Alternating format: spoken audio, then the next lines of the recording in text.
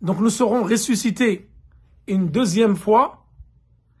Et là, nous serons donc envoyés au ciel, donc pour Yawm al-Hisab, pour le jour du jugement dernier. Yawm al-Hashr. Yawm al-Hashr, ça va être une terre plane, blanche, le jour du jugement dernier, et nous serons tous en rang pour attendre le jugement dernier, où chacun va attendre donc ses comptes, comme nous allons le voir dans cette sourate. إِذَا زُلْزِلَتِ الْأَرْضُ زِلْزَالَهَا. Lorsque la terre va trembler d'un tremblement violent. Donc ça va être à la fin des temps, lorsque Israfil va souffler dans le corps. Que va-t-il se passer ensuite? وَأَخْرَجَتِ الْأَرْضُ أَثْقَالَهَا. Donc là, Allah subhanahu wa ta'ala, il nous dit dans cette sourate, que va-t-il se passer à la fin des temps? Il y aura un tremblement de terre, où les montagnes seront réduites en poussière, où la terre sera aplanie et elle va trembler. Et ensuite, nous allons rentrer dans nos tombeaux. Et là, la terre, qu'est-ce qu'elle va faire sortir? Elle va faire sortir ce qu'elle contient. Donc là, le mufassiroun, ils disent athqalaha, ce sont ces fardeaux. Donc certains exégètes, ils ont dit les fardeaux ici, ce sont les morts, al-amwat. Et certains, ils ont dit, en fin de compte, c'est tout ce que contient la terre. C'est-à-dire les morts et les trésors qui sont enfuis dans la terre, ils vont ressortir ce jour-là lorsque la terre va trembler au son du corps ou du clairon. Donc deux avis. Soit ça va être les morts, un autre avis des exégètes, ils disent ça va être les trésors, et l'avis le plus communément répandu, c'est que ça va être les morts et les trésors qui vont ressortir de la terre. Et ce jour-là, Al-Mu'min ou Bani Adam, pareil, les exégètes, ils ont dit, c'est l'homme en général qui va questionner, qu'a-t-elle? Qu'est-ce que la terre, qu'a-t-elle pour trembler ainsi? Mais ça, les exégètes, ils disent, c'est le mécréant qui va se questionner ou qui va questionner concernant l'état de la terre. Pourquoi elle s'est mise à trembler et pourquoi elle est dans cet état-là? Car le mécréant, comme nous l'avons vu dans toutes les sourates que nous avons expliquées précédemment, Huwa, parmi les Qurayshites et tous les mécréants qui vont venir après, Yunkirun al-Ba'th. C'est-à-dire que eux, ils vont réfuter, ils récusent, ils sont dans la négation. Ils ne vont pas croire au jour du jugement dernier et encore moins à la ressuscitation. Ils vont encore moins croire qu'ils vont être ressuscités le jour du jugement dernier. Car pour eux, il n'y a pas de vie après la mort. Il n'y a pas de jugement le jour du jugement dernier. Comme les Qurayshites, nous l'avons vu à l'époque du prophète sallallahu alayhi wa sallam, ne croyaient pas au fait d'être ressuscités le jour du jugement dernier, ni qu'il allait avoir une vie après la mort, ni le châtiment, l'enfer, le paradis et le jugement. Tout cela, ils n'y croient pas. Donc ce mécréant-là, lorsqu'il va voir la terre trembler et que ça va être le signe de la fin du monde, là il va se dire, mais la terre qu'a-t-elle? Qu'a-t-elle à trembler ainsi? Et là la terre, Allah subhanahu wa ta'ala, il va faire parler la terre. Et la terre va donc raconter ce qui va se passer. Yawma idin tuhaddithu akhbaraha. Ce jour-là, la terre va ordonner, Allah subhanahu wa ta'ala va ordonner à la terre de raconter son récit. Donc là, elle comptera son récit comment? Les exégètes, ils ont expliqué cela par plusieurs choses. C'est-à-dire qu'elle va parler et elle va raconter les œuvres de ce que les gens ont commis lorsqu'ils étaient vivants sur terre. Allah va lui ordonner de raconter tout ce que les gens auront commis comme œuvre, bonne ou mauvaise. An Abi Hurayra radiyallahu anhu, Abi Hurayra, il rapporte du prophète sallallahu alayhi wa sallam concernant ce verset précisément. Yawma idhin tuhaddithu akhbaraha. Ce jour-là, elle comptera son récit. le prophète sallallahu alayhi wa sallam a questionné les sahaba. Atadruna ma akhbaruha, pardon. Savez-vous qu'est-ce que son récit? Les compagnons, ils ont dit, Allahu wa rasuluhu a'lam. Allah et son messager sont plus savants concernant cela.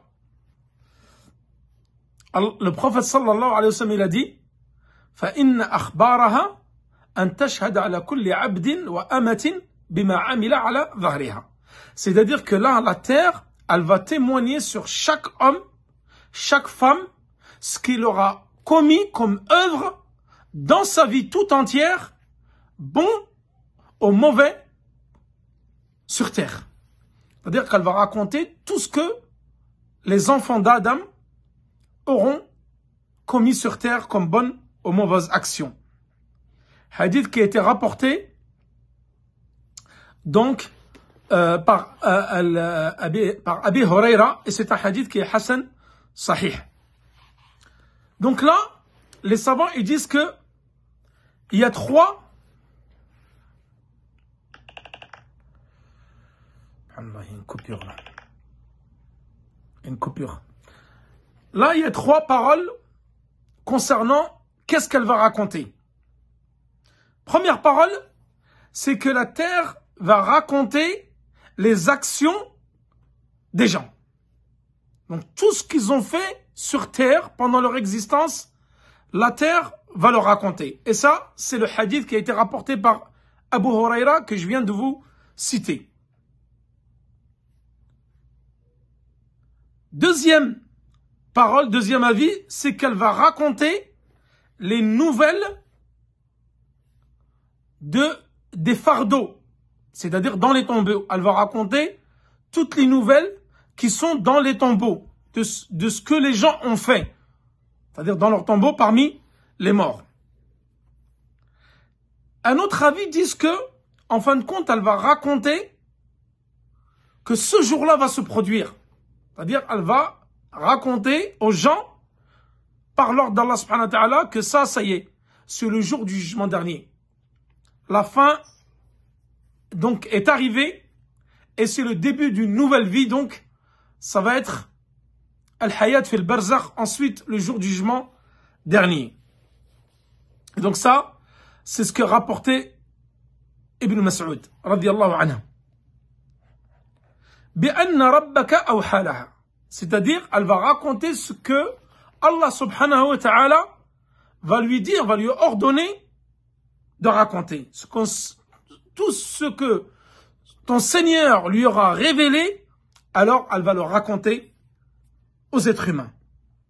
Ce jour-là, les gens sortiront séparément pour que leur soient montrées leurs œuvres. Yawma'idin yazdurun nasu ashtatan. Ashtatan, c'est-à-dire qu'ils vont sortir par groupe, séparément, de la terre.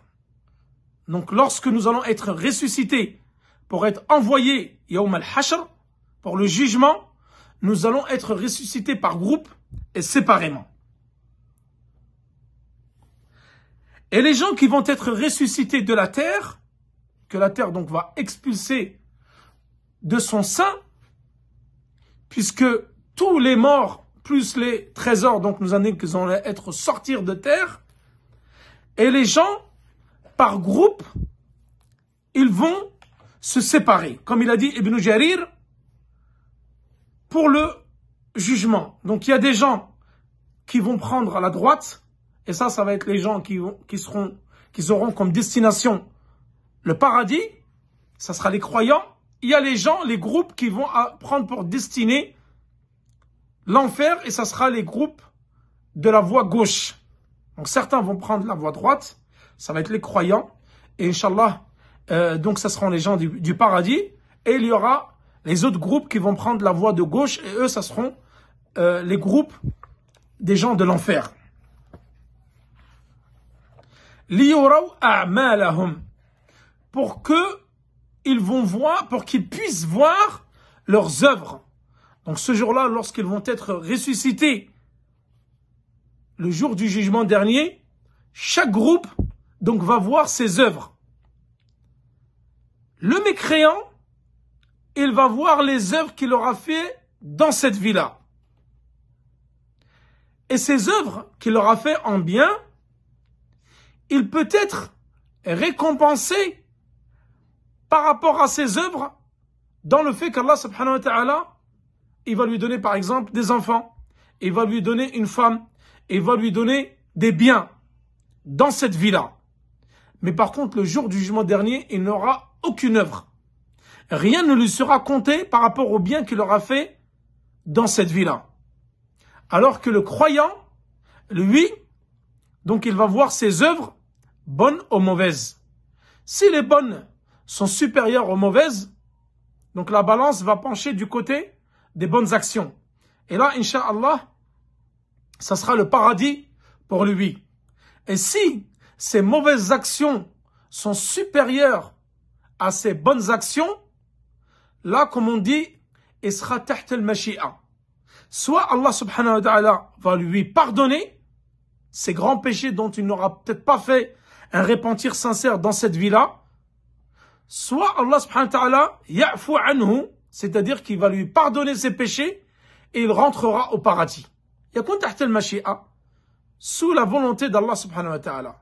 Il se peut que malgré ses péchés, il pourra rentrer directement au paradis après qu'Allah subhanahu wa ta'ala lui ait pardonné, soit il peut faire un passage, comme nous l'avons vu dans les différentes sourates, un passage plus ou moins long ou court en enfer, en fonction du degré de péché qu'il aura commis sur terre.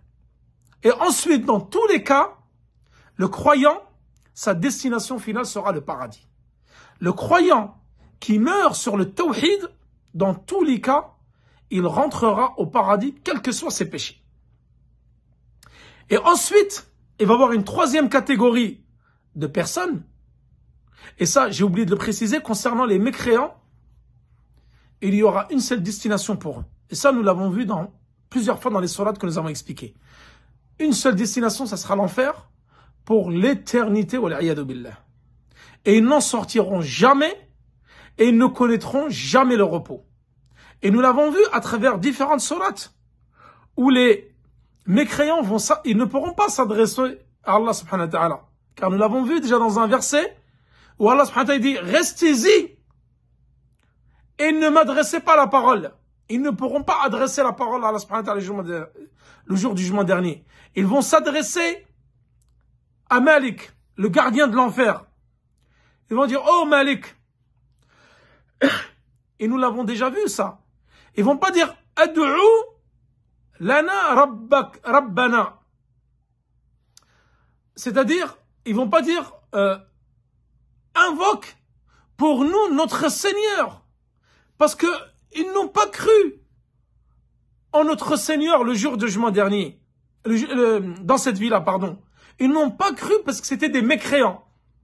Ils n'ont pas cru au message de l'islam. Ils n'ont pas cru au Coran. Ils n'ont pas cru au prophète sallallahu alayhi wa sallam. Donc qu'est-ce qu'ils vont dire? Ud'u lana rabbaka. Ud'u lana rabbaka. Invoque pour nous ton Seigneur. Ils vont pas dire notre Seigneur parce que ils n'ont pas cru en lui dans cette vie-là. Donc ils vont dire dans un hadith Ud'u lana rabbaka yukhaffif lana yawman min al-'adab. Invoque Allah subhanahu wa ta'ala, ton Seigneur, pour nous, qu'il nous allège.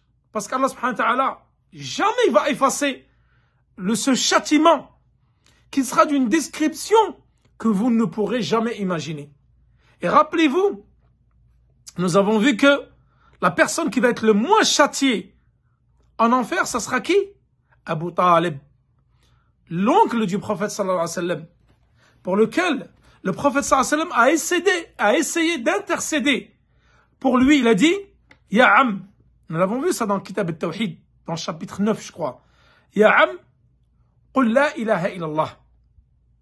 Oh oncle, car il avait beaucoup d'affection pour son oncle qui avait pris sa défense pour lui et qu'il avait adopté lorsque son père et sa mère étaient morts et lorsque son grand-père Abdul Muttalib est mort, c'est lui qui a pris sa défense, c'est lui qui l'a protégé des Qurayshites et c'était son enfant préféré. C'est-à-dire qu'il le préférait à ses propres enfants. Ya am kalimatan uhajju laka biha indallah. dit une parole, la ilaha illallah, qui est lourde de sens. Une parole dont je vais intercéder pour toi auprès d'Allah subhanahu wa ta'ala le jour du jugement dernier. Et là, il y avait Abu Jahl, les Qurayshites, qui l'ont empêché de dire cette parole-là. Il dit, tu vas renier la religion de tes aïeux, la religion de tes ancêtres. Et malheureusement, Abu Talib est mort sur cette parole-là, la parole du kufr, et non la parole du tawhid. Et le prophète sallallahu alayhi wa sallam, il a dit, le jour du jugement dernier, je vais demander d'intercéder en sa faveur. Et Abu Talib, il aura le châtiment le moins douloureux.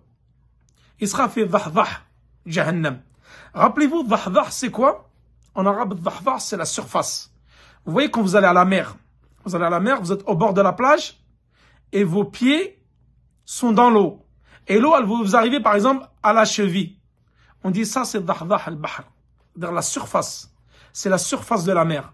Lui, Abu Talib, il va être à la surface de l'enfer.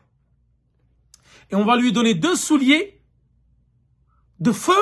Sa cervelle va être en ébullition. En ébullition. Alors, que dire des gens qui vont être au fin fond de Jahannam? Jahannam, vous rappelez-vous pourquoi nous l'avons appelé Jahannam? Parce qu'elle a une profondeur sans limite. Jahannam, de par sa profondeur et de par sa noirceur, elle va être noire. L'enfer, il va être noir et une profondeur illimitée. Et le munafiqoun, les hypocrites, ils seront dans le degré le plus bas de l'enfer. Comme Abdullah ibn Ubay ibn Saloul, que nous avons vu hier, qui était un ennemi acharné du prophète sallallahu alayhi wa sallam. Qui en apparence, c'est pour ça qu'il ne voulait pas le tuer, le prophète sallallahu alayhi wa sallam, après la bataille de Bani al-Mustaliq, que nous avons vu hier, pour pas que les Qurayshites, les Kuffar, ils disent que Mohammed sallallahu alayhi wa sallam, il est en train de tuer ses propres compagnons. Parce que c'était un compagnon du prophète sallallahu alayhi wa sallam en apparence. Il montrait en apparence l'islam, mais dans son cœur, il détestait l'islam et les musulmans et le prophète sallallahu alayhi wa sallam. Eux, les hypocrites, ils seront dans le degré le plus bas de l'enfer. Ces gens-là, ça sera quoi leur nourriture? Ça sera le pu. Le pu, az-zaqoum, le pu est de l'eau bouillante. Lorsqu'ils vont là, ils vont avoir soif. Ils vont approcher cette eau-là de leur visage. Leur visage, la peau, elle va tomber. La peau de leur visage, elle va tomber en décomposition. Dû à l'intensité de la chaleur. Donc ça, qu'est-ce qu'ils vont dire les mécréants? Amalik, invoque Allah subhanahu wa ta'ala pour nous, invoque ton Seigneur pour nous, qui nous allège. C'est pas qu'il nous enlève, parce qu'il l'enlèvera jamais. Pour revenir à ce hadith, juste qu'il allège pour nous le châtiment. Vous voyez, subhanallah, les mécréants, dans quelles conditions ils vont être Yawm al-Qiyamah? Un jour terrible pour eux, où le châtiment ne va jamais s'amoindrir. Ça sera un châtiment d'une constance et d'une intensité sans limite pour l'éternité. Allahu Akbar. Wallahi, chaque instant, le musulman, le croyant, le muwahhid qui est doué d'intelligence, chaque instant, il doit remercier Allah subhanahu wa ta'ala de nous avoir comblés du bienfait de l'islam. Fadl al-Islam. D'ailleurs, Cheikh Mohammed ibn Abdul Wahhab, rahimahullah, il a écrit un livre là-dessus, que j'espère, incha'Allah, à la rentrée prochaine, ou l'année prochaine, nous allons l'expliquer. Fadl al-Islam, les mérites de l'islam. Remercier Allah d'être musulman, d'être monothéiste, et invoquer Allah de pouvoir mourir sur l'islam et sur le tawhid. Car personne n'est à l'abri. Personne n'est à l'abri. Le prophète sallallahu alayhi wa sallam, il faisait une invocation tous les jours. Ya muqallib al-qulub, thabbit qalbi ala dinik. Oh, toi qui tournes les cœurs entre tes doigts. Thabbit qalbi, c'est-à-dire fais que je reste ferme sur l'islam et que je meure sur l'islam. Viendra un jour parmi les signes de la fin des temps où le musulman, le croyant, il sera croyant le matin et deviendra mécréant le soir. Et viendra le jour où le mécréant, il sera mécréant le matin et deviendra croyant le soir. Personne n'est à l'abri, mes chers frères et sœurs. En croyant qu'aujourd'hui, tu es, alhamdoulilah, sur la sunna, tu es sur le tawhid, tu es sur l'islam, mais personne n'est à l'abri. Il y a un hadith du prophète sallallahu alayhi wa sallam qui dit « Innamal a'malu bil khawatim » Les actes ne valent que par leur fin. Rappelez-vous le hadith que nous avons expliqué dans l'Arba'in al-Nawawiyya, le 4e hadith ou le 5e hadith, je ne me rappelle plus. Il se peut que l'être humain, toute sa vie, il va pratiquer les actes des gens du paradis jusqu'à qu'il reste, juste avant sa mort, il va rester un enfant et il va pratiquer les actes des gens de l'enfer et il va tomber dedans.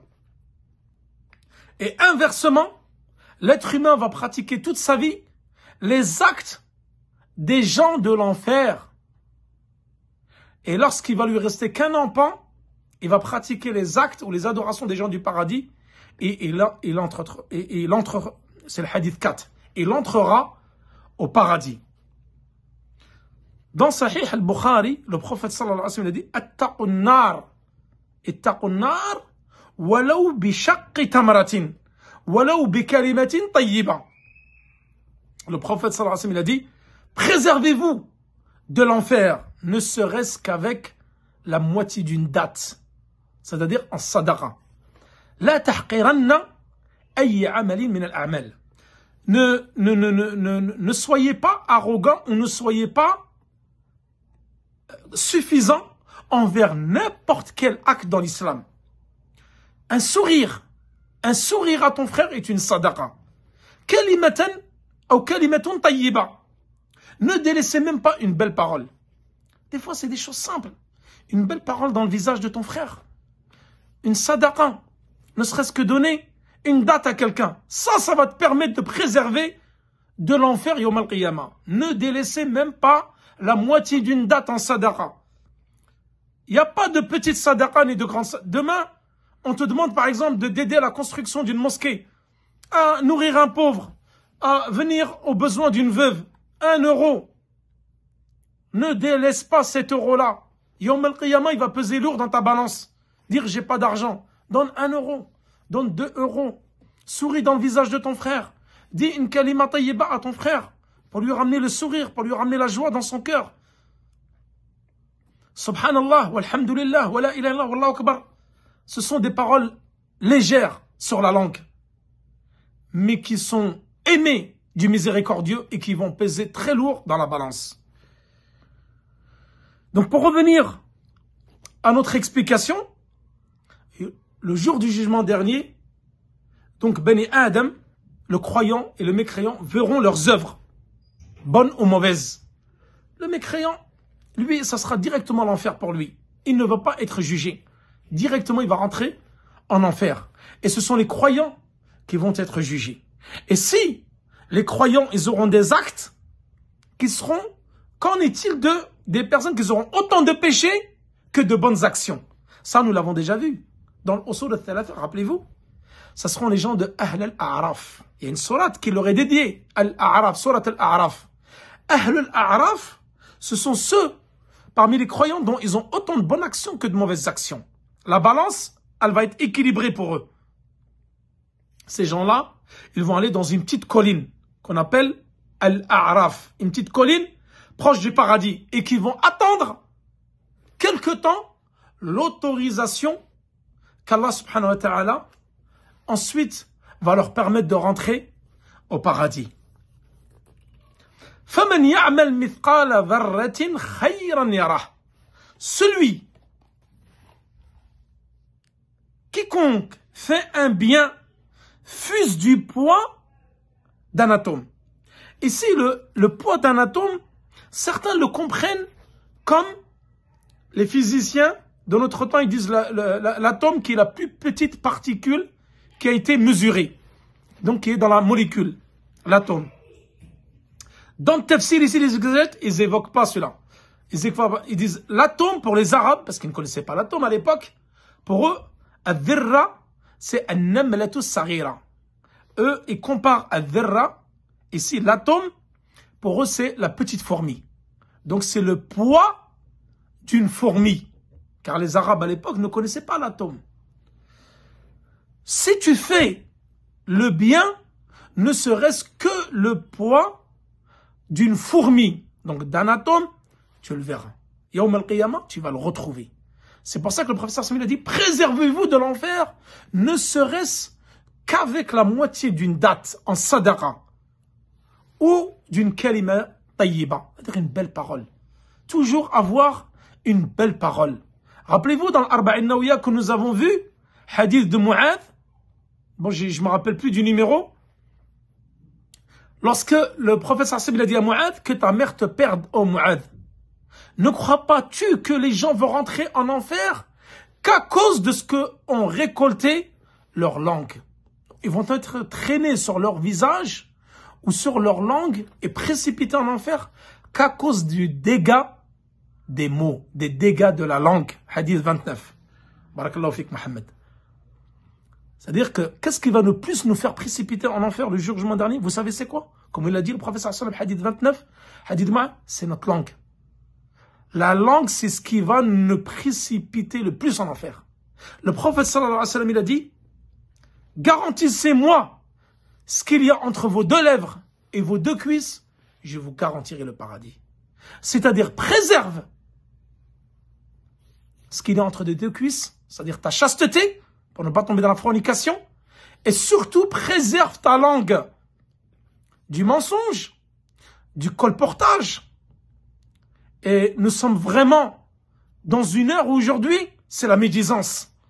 L'un des plus gros fléaux qu'il y a dans notre communauté, c'est la médisance et la calomnie. Wal'iyadu billah. Et les insultes. Les gens, comme ils ont des insultes faciles. Vous allez sur Internet. Le frère, il va faire un cours en disant « Qala Allah, Qala Rasulullah ». Et les gens, ils vont venir dans les commentaires, ils vont venir t'insulter. Combien de fois nous avons reçu des insultes sans aucune raison? La personne, elle vient, elle t'insulte. Elle fait des doigts contre toi, alors que toi, tu dis « Qala Allah, Qala Rasulullah ». Cette personne-là, parce que tout est écrit. Les anges, ils écrivent tout. Même vos commentaires haineux qui sont sur Internet, ils sont écrits dans les feuillets. Et le jour du jugement dernier, tu vas être questionné sur ces paroles-là gratuites que tu as écrites. Méfiez-vous des commentaires sur Internet. Méfiez-vous des commentaires gratuits et des commentaires haineux. Qu'est-ce qu'il a dit le prophète sallallahu alayhi wa sallam? Man kana yu'minu billahi wal yawmil akhir falyaqul khayran aw liyasmut. Que celui qui croit en Allah et au jour du jugement dernier, qui dise des bonnes paroles ou il se taise. Car la langue, c'est elle qui va te précipiter en enfer le jour du jugement dernier. La médisance, la calomnie, les insultes, la méchanceté, l'envie et le mensonge. Toutes les mauvaises qualités que tu trouves malheureusement chez beaucoup de gens dans notre communauté, qu'on doit combattre ces mauvaises qualités-là en leur enseignant les hadiths du prophète sallallahu alayhi wa sallam, le comportement du prophète sallallahu alayhi wa sallam, et en sachant que toutes ces choses-là te seront comptées. Et Yawm al-Qiyamah, tu vas avoir beaucoup de regrets. Mais ce jour-là, il sera trop tard. Il sera trop tard parce qu'il n'y aura plus de retour possible. Donc pour ces personnes-là, je les invite, ainsi que nous-mêmes, à nous corriger, à demander pardon à ces personnes-là, contre qui tu as été injuste. Car Allah subhanahu wa ta'ala a dit, je me suis interdit l'injustice. Et je l'ai interdit aux êtres humains. Ne soyez pas injustes, comme nous l'avons vu dans le hadith. Je ne me souviens plus du nom, du numéro. Mohamed, tu le rappelleras. Je me suis interdit l'injustice dans le hadith Qudsi. Et je l'ai interdit à vous-même. Ne soyez pas injustes. Ne colportez pas les mauvaises informations les uns sur les autres. Ne vous médisez pas les uns les autres. Ne vous méprisez pas les uns les autres. Al-mu'min akhul mu'min. Le croyant est le frère du croyant. Il ne le médit pas. Il ne lui ment pas. Hadith 24. Jazakallah khair. Il ne le médit pas. Il ne le calomnie pas. Il ne le diffame pas. Et il préserve son honneur. L'honneur du musulman est sacré. Les biens du musulman sont sacrés. Et son sang est également sacré. Donc tout cela, Yawm al-Qiyamah, ça va être écrit. Il n'est pas trop tard, mes frères. La mort peut venir à tout moment. Elle ne prévient pas.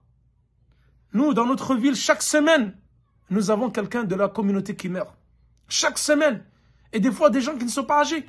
Et qui n'avaient pas forcément des maladies. Et qui ne croient pas que la mort va frapper uniquement le vieillard, qui a 90 ans, et qui a toutes les maladies lourdes. Non. Wallah, la maladie, la mort, elle peut te frapper et tu es en pleine santé. وَمَنْ يَعْمَلْ مِثْقَالَ ذَرَّةٍ شَرًّا يَرَهُ. Et celui quiconque fait un mal fût-ce du poids d'un atome, le verra. Donc tes bonnes actions, tu vas les voir, et tes mauvaises actions, tu vas les voir. Mithqala dharratin, ici les savants, ils ont dit concernant les actes, qu'est-ce qui va être pesé le jour du jugement dernier. Ça, nous l'avons déjà vu. Également dans les 3 fondements, et nous finirons par cela. Il y a des savants qui disent que c'est les actes qui vont être pesés. Fait le mizan, donc il y a deux plateaux, et ce sont les actions qui vont être pesées. Il y en a, ils ont dit, ça va être les feuillets dans lesquels sont écrites les actions qui vont être pesées. Et nous l'avons déjà vu, il y a même des hadiths là-dessus. Ils ont dit, ça va être al-amil nafsuhu. Al-amil, c'est-à-dire nous. C'est nous-mêmes, en tant qu'être humain, nous allons être pesés dans la balance. Et les savants, ils déduisent cela dans un hadith du prophète sallallahu alayhi wa sallam où le prophète sallallahu alayhi wa sallam a parlé sur Ibn Mas'ud. Parce qu'il y a des gens qui se moquaient du poids d'Ibn Mas'ud. Ibn Mas'ud, il avait des jambes très fines, parce qu'il mangeait très peu. Il était filiforme, très très fin, il avait des jambes vraiment très fines comme des bâtons. Et les gens se moquaient de lui. Et le prophète sallallahu alayhi wa sallam, il a dit, Wallah, il a juré que les 2 jambes de Ibn Mas'ud, dans la balance, elles vont peser plus lourdes que la montagne d'Uhud. Vous voyez la montagne d'Uhud qui est à Médine? Les jambes d'Ibn Mas'ud vont être beaucoup plus lourdes dans la balance que la montagne d'Uhud. Donc là, les savants, ils ont dit, cela prouve que nous-mêmes, êtres humains, nous allons être pesés le jour de la résurrection. Et donc, nous avons fini avec l'explication de Surat Az-Zalzala. Et je vous donne rendez-vous demain donc pour ceux qui nous suivent avec les tombes de Médine. Wa sallallahu ala nabina Muhammad wa ala alihi wa sahbihi wa sallam. Wallahu ta'ala a'la wa a'lam. Wassalamu alaykum wa rahmatullahi wa barakatuhu.